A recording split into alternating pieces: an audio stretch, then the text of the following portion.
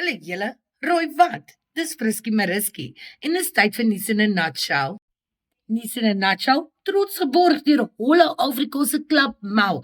30 boeke om te registreer, daily games, daily draws en happy hour.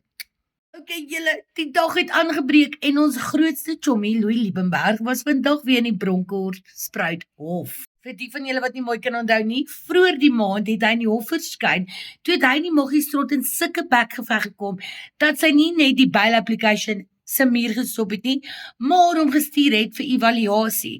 Eerste like net na 'n normale GP, en toe daarna toe sê sy luister hierdie bra moet Weskoppies toe gaan. Sy het ook gesê dat hy moet 'n regsverteenwoordiger kry en sy het gesê hy moet dalk ewen vir legal uitprobeer. Long story short, vandag in die hof was dit 'n vlugtige verskyning, okay?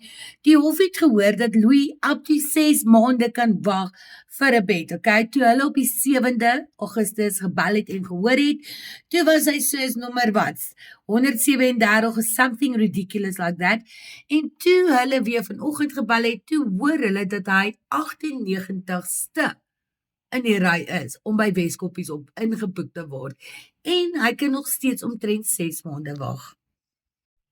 Julle, en soos gewoonlik het Louis insist, hy gaan sy eie regshulp gebruik, en apparently het hy die legal wise representative wat by die hof opgedaag het, van die hand gewys.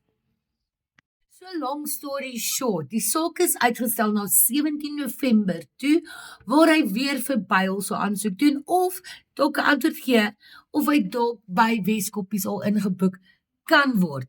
En die 25ste November sal hy sy darling, sy ex en sy ander maatjies weer in die hof kry, want dan gaan die saak uiteindelik weer in die hof verskyn. Fluit, my storie is uit.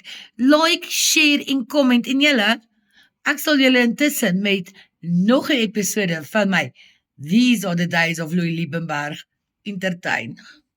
Okay, bye!